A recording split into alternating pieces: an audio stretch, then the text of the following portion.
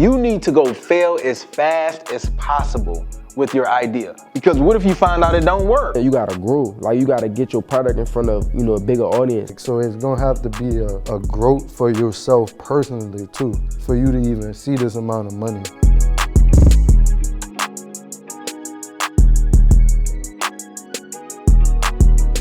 So when you go get punched in the mouth when that customer tell you no, you gotta be willing to take that feedback and go to the next person with the same enthusiasm and fail, because all you need to do is be right once.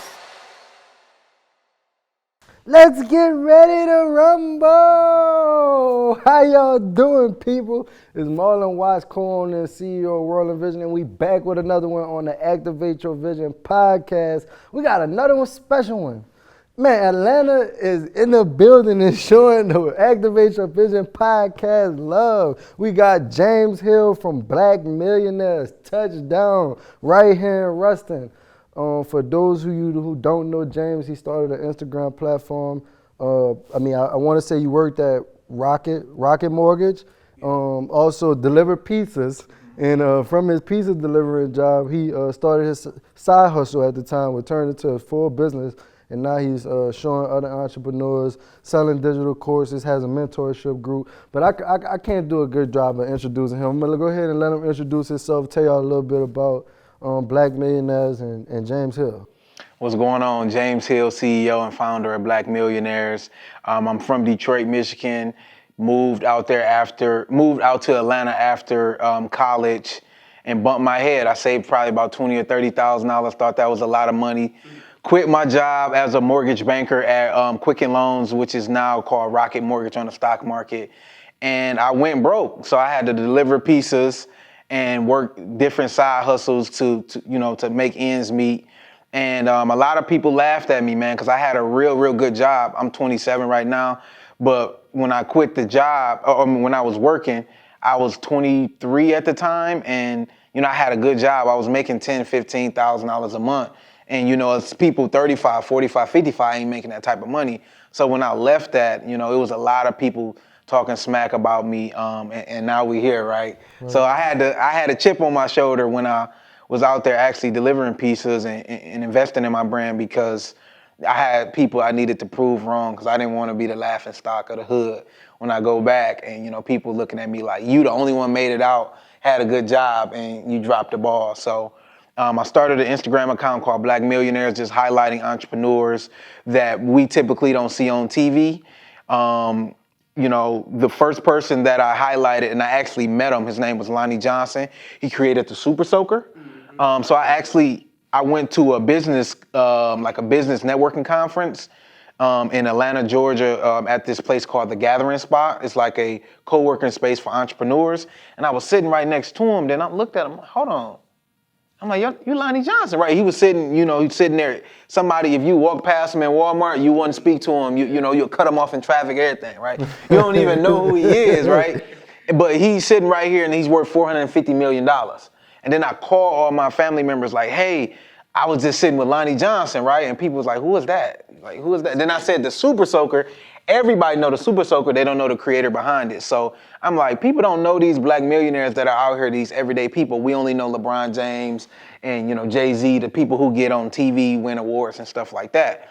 So I decided to create a platform that highlights the Black millionaires in our community that don't get on TV, that are not doing too many interviews, that our people don't know about. They may own a gas station in the neighborhood. They started a clothing brand, or they're an investor, and their face is not on the brand. So those people need notoriety too. So I started the brand to give those people a platform, and it blew up, man. So right now we're at about 680,000 followers on Instagram, and we're constantly growing every day, and we're expanding to obviously different platforms. We got a YouTube show coming out that we're gonna talk about a little later on, but man, it's just been phenomenal, and then in that space, I've been able to connect with a lot of different entrepreneurs like yourself, and it's just been a blessing overall. That's what's up. That's what's up, bro. I'll start off with my first question is just, what made you get into digital products instead of physical products? Even though I know you sell t-shirts and stuff, but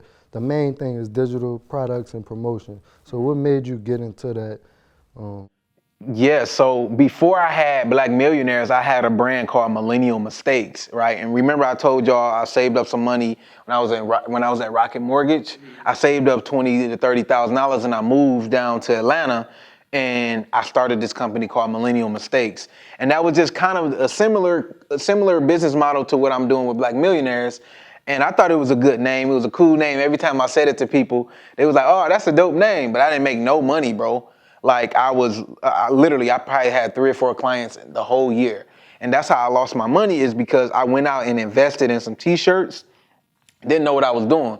So I went out and bought like $5,000 worth of t-shirts, and I didn't know how to sell them. You know, I was kind of shy. I didn't really want to tell people about my brand, stuff like that, right? I got a website thinking people just gonna go on there without even hustling and really getting out there. And that was a loss I took at that point. But what people don't know is, once I got serious about my business, because once I lost my money, I had to go back and get another job, right? So once I went and got another job, I got laid off again. So now I'm like, bro, I'm 24, I'm young, I got a degree, I done did everything that your parents tell you need to do, and I'm still broke. I had a college degree, no felonies, nothing, right? So I was just sitting there, and I had these t-shirts, and I was selling them for like $30, $40, bro, trying to make a profit, trying to make a big profit.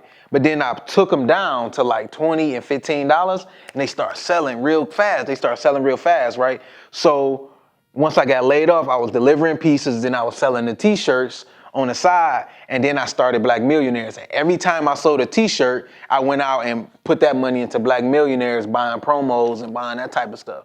And I was doing this before the pandemic. So once the pandemic happened, I had pretty much sold all my t-shirts.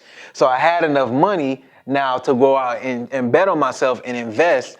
But the reason I started and focused my business primarily on digital products is because it's easier to get started and get going. And then, you know, I made that big mistake investing all my capital up front.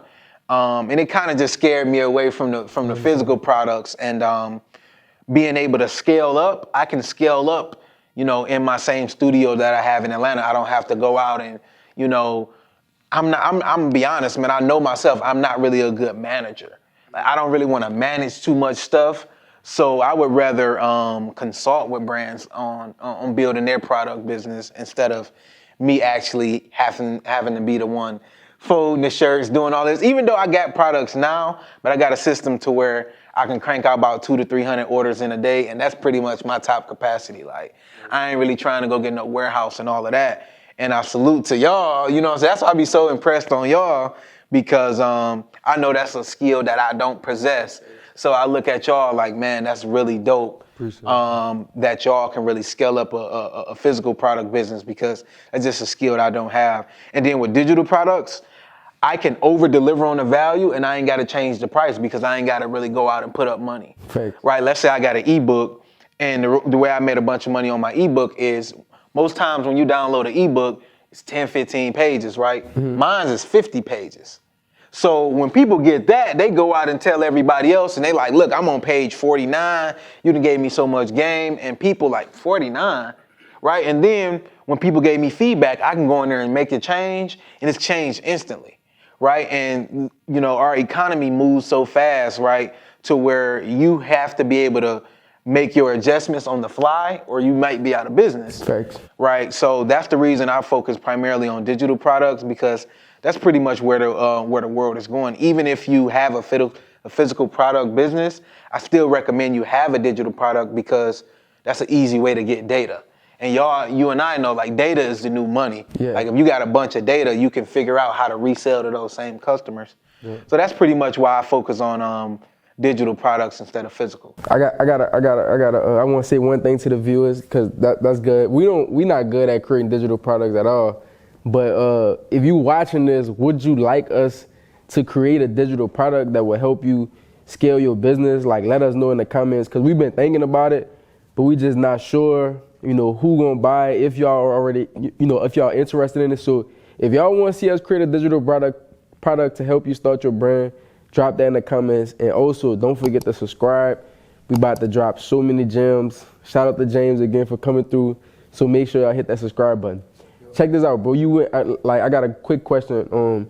Back to what you said. You had said you was buying promos with the money that you were spending with the clothes. So a lot of people don't really know how to grow their Instagram account. Right. And then there's a lot of people out there with a lot of followers that don't really tell people, you know, those secrets on how to actually grow. So when you say buying promos, what you mean by that?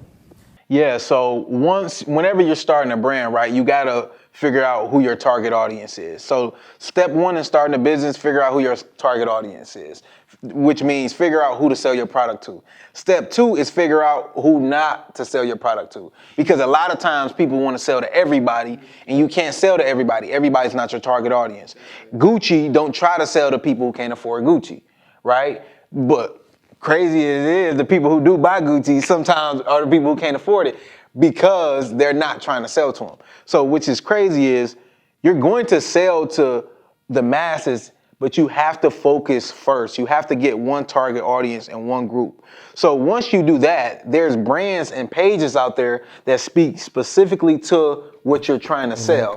Like if let's say you're an entrepreneur and you have a product specifically for women, there's pages out there that only shout out women entrepreneurs, right? Let's say you have a product and you want to speak specifically to blacks, Latinos, to any race out there. There's pages out there that speak specifically to that target audience. So what you need to do is create your content and go to those pages and ask them how much it costs to give me a shout out, 24-hour shout out, 48-hour shout out, permanent shout out. And once you go to those pages, you will be surprised how affordable it is. And here's the secret with buying promos. If you have a digital product, when you go do the promos, you can ask the customers to buy your digital product or download your digital product. And let's say my promo costs $100, right? Mm-hmm. You come to my page and you don't make no sales, but you got a digital product for free and you get 100 emails from that. You get 100 phone numbers from that. You get 100 locations, right? First name, last name. You got all this data. Now you can go retarget those same people with a text message, an email, or any type of Facebook ad or whatever, and you can sell a product to them, right? So a lot of times the people who are going to buy from you don't know your brand. So those people are going to come to your brand and be brand new, and they go to these shout out pages and these media pages because we're just out giving content. Like my brand, all I do is promote entrepreneurs. So it's a lot of people who follow me strictly to see new brands, strictly to see new entrepreneurs, to see new products. So if you're not promoting with a page that has 300,000-400,000 followers, you're missing out, because that's a way to grow your brand, because it does three things for you. One, you can get sales off of it. So you get people a call to action. Let's say you ain't got nothing to sell.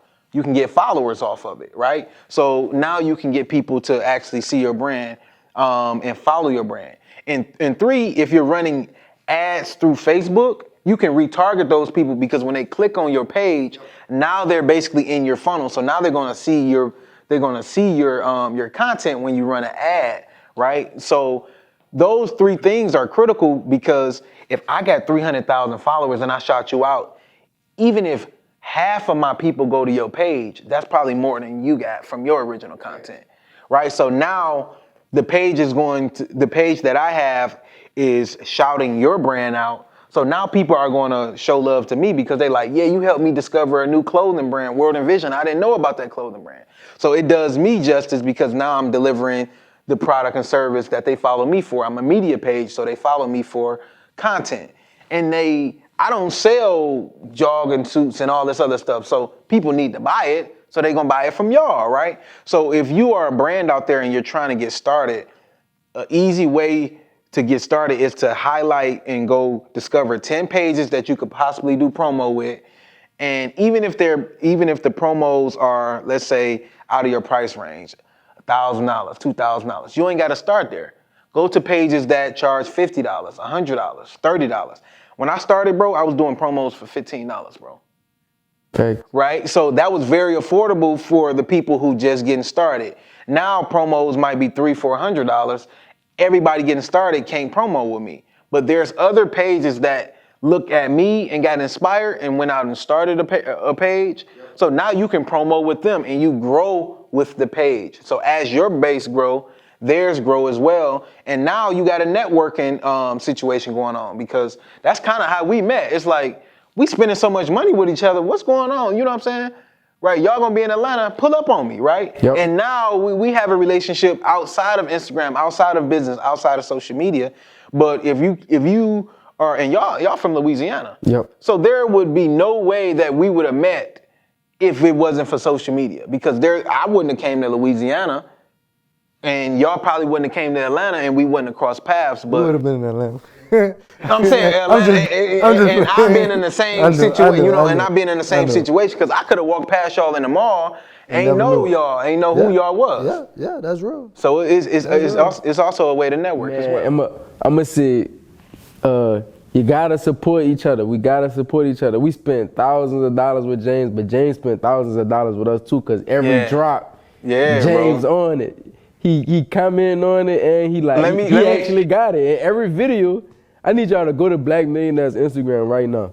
Every video this man got the World and Vision on. You wanna know what's crazy, bro? Y'all wanna know the first shirt I bought? It was a free shirt, bro. Y'all did like they did like free shirt. I was following y'all for a minute, bro, and I'm like, they stuff nice, but I always go in there and it be sold out and I'm like, man, I can't never catch a drop, right? And one day y'all was like, free shirt. I'm like, I'm getting that, boy, I'm getting it. And I got the free shirt, and I'm like, and then I got on y'all email list and y'all text message list, and every time y'all drop, now I get that, you know, I don't gotta wait on your Instagram post. As soon as y'all drop it, I'm getting it and I'm checking out right there. I got my stuff saved on y'all website, checking out right then. But again, that's another way. Y'all got my data and y'all was able to retarget to me. Hey, how many times did we tell y'all to do free shirts?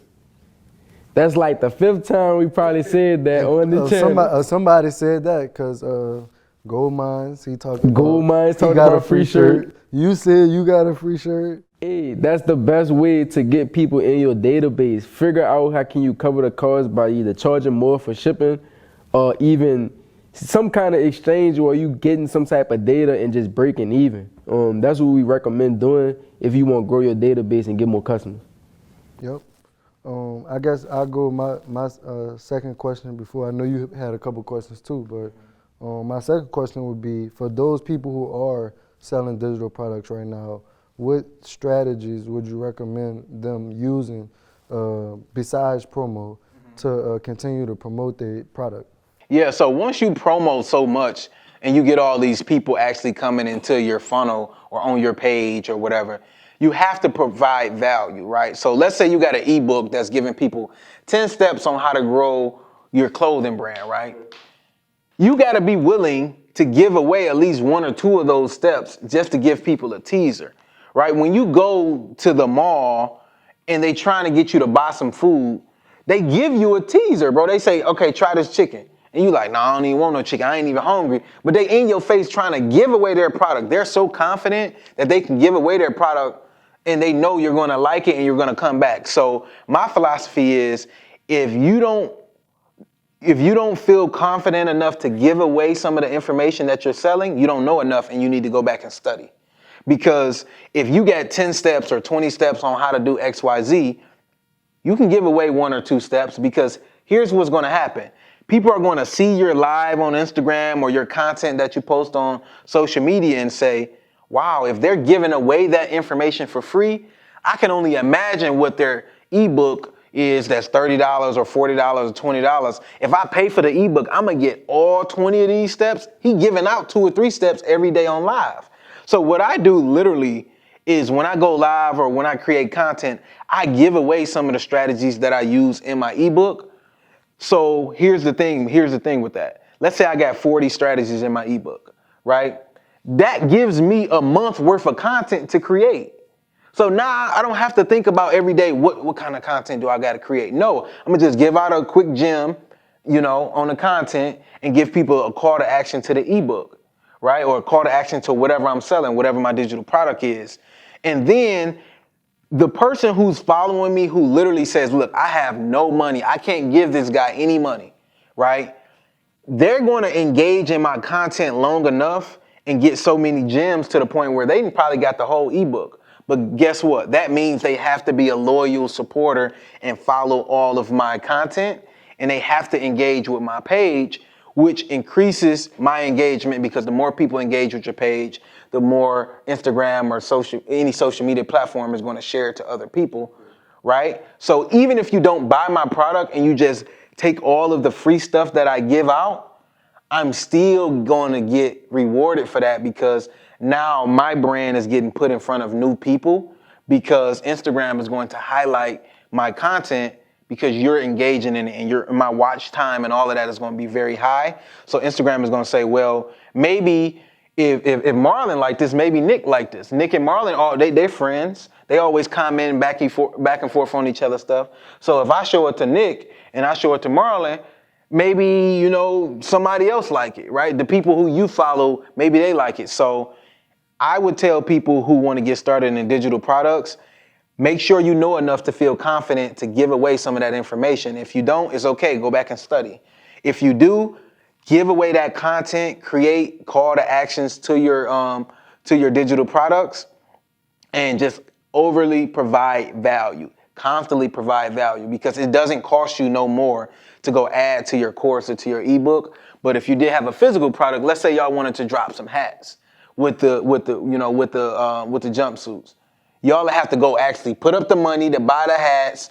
Y'all have to make sure the product y'all have enough team members to fulfill the product. Y'all got to do all of that. But if I want, y'all got to make sure the quality right. But if I wanted to add to my digital product, I simply have to go in, record it, add it to my website, and that's it. So now I can go say, hey, I just added 10 more pages to the ebook. So the people who've been skeptical when it was 20 pages, now it's 30, now it's 40, now it's 50 pages, right? So now I'm just constantly building up that value, over delivering, and I don't have to raise the price, because once they download it, my costs are fixed. The website and then the marketing that I use for the promo. So the costs are fixed, so I can scale up without having to put up more money or even work harder. So that's why I'm pretty much focused on digital.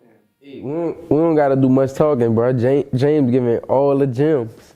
We don't got to do much talking at all. Let's just take the time right now to subscribe to this channel. Make sure you hit that subscribe button. Run us up. We appreciate everybody that's listening to these gems. Woo! I gotta get my notepad in here or something right now. But we appreciate you for coming on. I wanted to ask y'all some questions if y'all don't mind. Yeah. So what are some of the strategies? So when I consult with a lot of entrepreneurs, right? The hardest thing is going from making, $5,000 a month to making 20, to making 50, to making 100. So what was the strategies? What was the mindset shift that y'all had to go from making 5,000 to 10,000 to now having a full-fledged warehouse and team members, right? Because the things that you guys did to make your first 5 and 10,000 is not the same that you're using to make your first 100, 50, and million, right? So what are some strategies you can give to people when it comes to that? One, of course, I'll let Nick talk about the scaling up with the Facebook ads and stuff. So I just talk about more the team side and being able to even do that, handle that. Because let's just say 2 to 3 years ago, we wouldn't, just like you said, our constraint was we can only do 200 to 300 orders. We would print orders out on a normal printer, writing on every order, hand writing on every order. So y'all physically couldn't do 1,000 orders until we fixed our process. Until we, got a Rolo printer and we were able to print out 300 orders at one time and not have to write on them. We kind of debated on stop writing on handwritten cards to create these postcards now that still brand our brand, and we have a message that's basically already ready. So that we could just slip it in the packages, so that we could do more packages. Because literally, think about it, we had people, we only could write on maybe 50 an and then hour. If y'all wanted to do 50 more, y'all probably have to hire somebody else to do 50. Write on 50 sheets an hour, to write the handwritten note. So just right there, something had to change. Not even saying we was doing, scaling up. Like we wouldn't be able to scale our business with with those things inside our business, little things. And so after, making those changes, we continue to do pop-up shops and stuff like that. I know Nick gonna say this, you're gonna have to get a customer base, which is gonna consist of an email list, a text message list, your social media followers. You're gonna have to have some people that you call your customers that you're gonna be promoting to and growing to continue to grow your brand. Because you're not gonna, let's just say you got 500 customers today. If in 3 months you still got 500 customers, you're not growing your base to sell to. And a lot of people are stuck in that base that don't have an actual customer base, because now you starting your brand and you selling shirts hand to hand, but you're not getting no data. You're not getting no way to contact that person that did support you, that you finally, got your the fear of selling your brand to that was gone. So you got your first sale, but now they can't come rebuy. Right. Because all you was worried about was that initial one-time sale. And you wasn't worried about how you was gonna get them to come back again and stay with you forever. So that's a couple of things. I know Nick got Yeah, I mean, I say like for one, I'm the person that like think about like how to like scale up, but like Marlon was saying, I'm ready to make 100,000 tomorrow, but not even thinking about how we gonna get the orders out. You see what I'm saying? So that's why I like the team. It worked best with me and Mark, cause he constantly working on like the back end of like how we actually gonna get that like those orders out, and I'm just working on just how we even sell. You see what I mean? So I'm not even thinking about how many people it's gonna require to do this. And 9 times out of 10, a lot of the people who want to make 100,000 and $1 million, they don't think about that. Like we were just on our last podcast, we were talking about like it took I think it was Tevin. It was taking like such and such time, I'm not really sure, to like sew this patch on. Right. But like that was only for 50 to 100 items. But then like let's just say you want to make 100,000 and require you make 1,000 2,000 hoodies. Like is that same person gonna be able to get that done, and how fast can they get that done? So that's like a thing that we going through now, even with production. We only can make what we have. We only can sell what we have. Like so if we're not able to have $100,000, $200,000 worth of product, we can't even do that. Right. You see what I mean? So like, and then we don't really try to do the pre-order thing, because like we want to, as far as like shipping, we may compete with Nike as far as like apparel, but we want to compete with Amazon, as far as like shipping time. Right. So like we don't really like to do the pre-order thing, because it just push you back. It just gets you so far behind. You never able to be ahead. Like so, and at the current state that we at now. Yeah. But if you smaller brand, I encourage doing that, because that allow you to get you some capital. Exactly. But now we trying to be just more ahead. Like we want to be able to buy collections ahead of time. We want to be able to, be prepared. Have drops already ready. Be able to drop every week, twice a week. You know what I mean? Right. And in order to be able to keep doing that, we got to be able to get that order out as fast as we can. So like back to like the main part of what you were saying, like how do you even get to the 100,000 range? You really gotta focus on the same thing we were just saying. You gotta grow. Like you gotta get your product in front of a bigger audience. Like once you see that you are making a couple of bucks from your product, that go to show you that it's proven, it works, people like it, and once you see that, you're ready to just scale up. So like getting people like your account to post. Go check out this brand, but being strategic with that also. I don't know if we got enough time to talk about like the way that you need to post. Yeah. But like a lot of times people like, do promotion and they like, hey, 75% off the site, but it's not really that. It's more about like storytelling. Exactly. Like, so you really got to put, and that's why we be saying, you got to have a why with your brand. Like, why are you even doing it? And so you got to push your why on different platforms that have an audience like yourself. So like, I feel like we did probably at least 50 to 100 posts with you. You get what I'm trying to say? Like that help, push our brand into like a bigger audience, and not just with you, with way more accounts out there.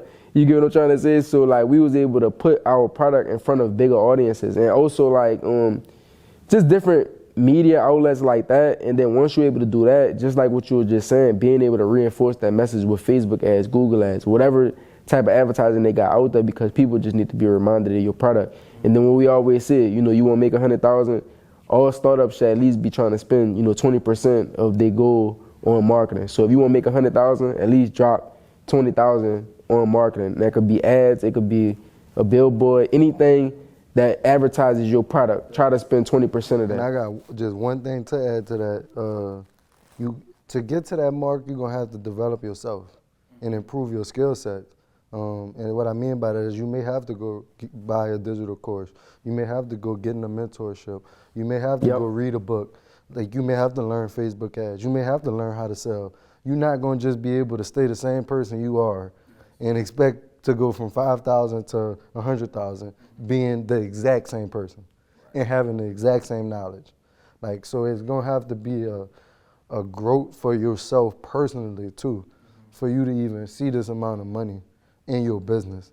It's just not gonna, those skills not gonna pop out of the sky. Like you're gonna have to go put yourself in an environment that with other entrepreneurs, with people doing what you wanna do. You're gonna have to go get mentors. Like it's not just going, even with us saying this right now, it's easier said than done. You're gonna have to practice it. You're gonna have to fall.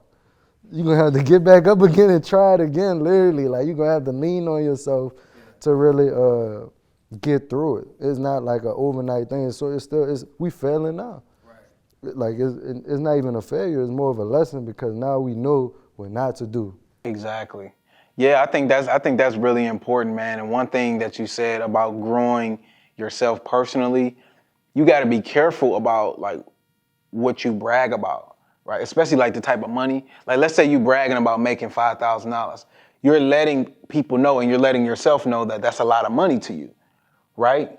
But one thing one of my mentors taught me, he was saying you can tell how much somebody make by what they brag about. And he was basically saying, human beings, you never go more than 10% or 20%, and you never earn more than 10 or 20% of your mental capacity. So that means if you start earning more than your mental capacity, you start thinking about ways to spend the money because you really mentally don't understand why you got this amount of money. I see what you're saying. But when you mindset. But when you lose less than 10 to 20, or let's say you start earning less than 10 or 20% from your mental capacity, that's when you get in hustle mode. That's when you working the hours, right? That's when you putting in that work, right? But then, you know, once you start making the amount of money that you think you should make, that's when you be comfortable. That's when you lay back. You ain't really hustling like that, right? So the goal is to always add value to yourself and become a better person. So the money you made last year could make you hustle even more. Cause you like, if I made 100,000 last year, like I don't want to make 100,000 this year. I want to make 300. I want to make 1 million. I want to make 2 million. So you're going to always have that hustle. But if you get comfortable or if you get lucky and your mindset is for 100,000 a year and you get lucky because of the pandemic or anything, and now you make $250,000 or you make $1 million, you gonna go scramble and just spend the money on any and everything, and it's like self-sabotage, bro. It's like we see people doing it on Instagram all the time. They make money, and then like a year later, you're like, how didn't you not flip that into, a multi-million-dollar, brand? You made a lot of money, but it was above their financial mentality. So they just went and scrambled and spent it all buying G-Wagons. They buying all this stuff. And now they just got a bunch of stuff and they didn't really grow to the money. So the money gonna find a place to go and it's gonna go out of your hands if you don't grow with it.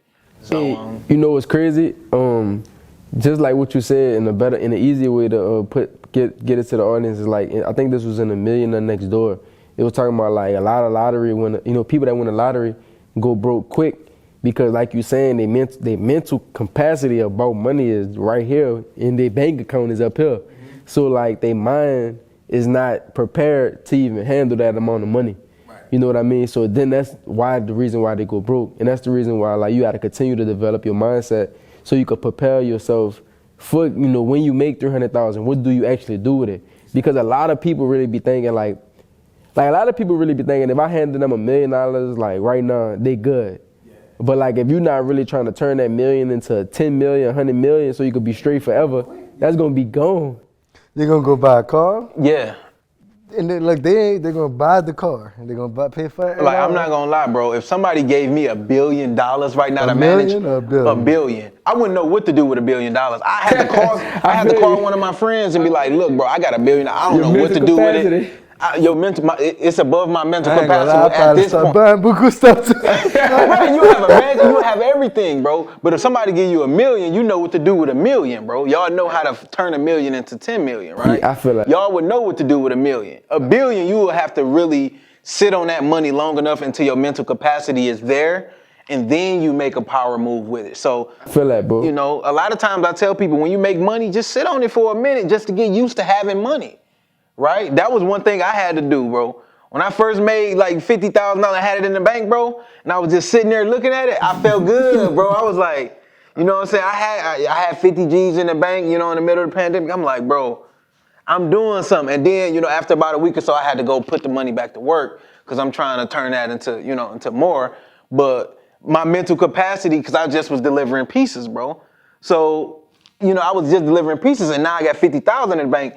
That's night and day, bro. So I had to literally grow myself. I had to pay for mentorship. I had to study. I had to read. Like when I drive, I listen to audiobooks, bro. I'm growing my mental capacity, and I think a lot of people don't invest in themselves. And when you talk about money, they think about investing in real estate, stocks, crypto, and they never think about investing it back into themselves. Every time I ask somebody, what would you do with the money if I gave you this money to invest? They always talk about some type of external source. They never talk about, oh, you know, I actually go sharpen my skills in this area because I'm lacking over here. And I know if I sharpen my skills in this area, I'll be able to make more money. They go talk about, oh, well, I buy some real estate, I flip this house, I do this. They never talk about their internal self. And I think that's a big issue. That's facts, bro. Lord. This $1 million episode right here, man. Jay, let me borrow $1 million. Episode with black millionaires, man. Talk to me. That's crazy. Facts. You want to close it out or what? Yeah, I'll close it out. I got one more question for you. Because there's a lot of entrepreneurs watching this podcast, and, you know, right now they may just have that idea. So we talking about for all the entrepreneurs out there that have an idea, what advice would you get them on getting their idea off the ground? Yeah, so one thing a lot of people do is they try to protect their idea, right? They try to keep their idea in their notes on their phone. They don't never want to get out there and get any feedback.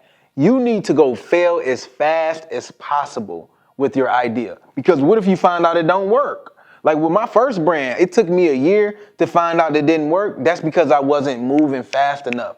The minute I started moving real fast for 3 months, putting in work, and it still didn't happen, I'm like, okay, I got to make some different adjustments. I got to make some changes. And what I would tell people is you want to fail fast, because if you find out something don't work or you need to make that tweak, the time to do it is yesterday. So now you're behind, just make that tweak and move on. And a lot of people are embarrassed, and they have an ego. They don't want to really put themselves out there, right? But if you're not willing to do it poorly, you're not ready to do it on a good or great level. Because when y'all started, bro, like y'all didn't have the best quality t-shirts, y'all didn't have a new drop every week, but y'all started. Right? That's what, you know, you can't take that away from people. You can't teach that in business school.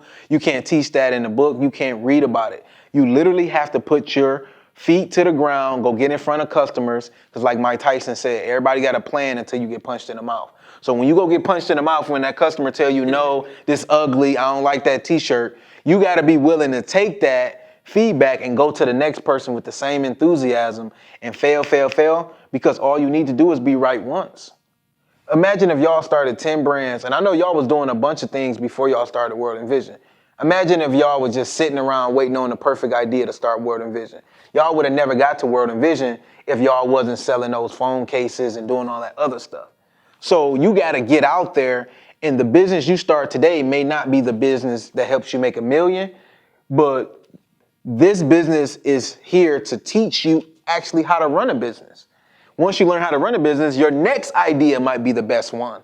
But you would never get to that next idea if you don't go hard on this first one. So I'll just say fail fast, learn, take feedback, and focus, man. It's a lot of people and it's a lot of distractions out here. It's gonna talk you out of your dreams and your goals. Stay focused and invest in yourself, man. So that's all. That's what's up, bro. What you got? That's what's up, man. I'ma just say, like James said, you gotta develop your mindset before you even, like, everybody be wanting that $1,000 to invest in their business, but don't even be knowing what to do with the $1,000. So like, before you even get the 1,000, know what you're gonna do with it, and know how you even gonna put it to work before you even get it. So I took that from James, just that mental capacity, little, I don't know what you would call it, but analogy. Appreciate that analogy. I like that, bro. And I'm gonna have to borrow that a couple of times. It's cool, huh? Yeah, I borrowed it from somebody. I actually, I got it from a book, bro. This guy, the author name is Brian Tracy. I got it from one of. He got like. I'm gonna have to borrow that. I'm gonna have to borrow that, man. I'm gonna have to borrow that. So, yeah, that's what I'll leave the viewers with.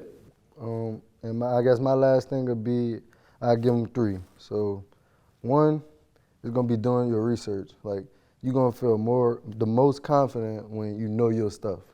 So that's gonna be buying a business book. If you are selling, if you're doing hair, it's gonna be getting a hair course so that you can learn different hairstyles. Just continue to improve your craft and getting better at whatever it is that you're doing. 2 is gonna be surrounding yourself with people that's doing the same thing as you and like-minded people that's also getting knowledge too.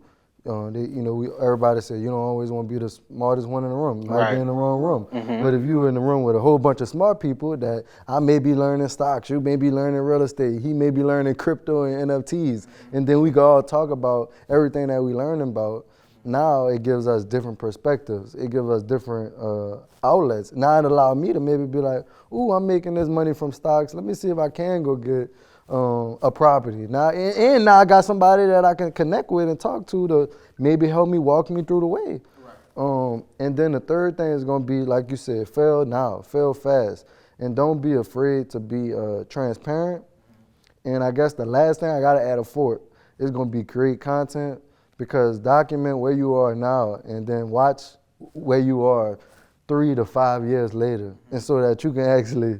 I love going back on the YouTube and watching videos when we was in the old HQ, the first HQ, not even in the apartment, just even in the apartment, like to watch where we was and then to come out in reality and see where we at now. Like that's inspiration for other people and motivation for yourself to even keep going.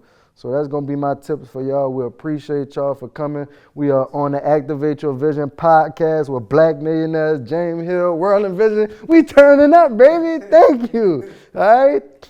We out.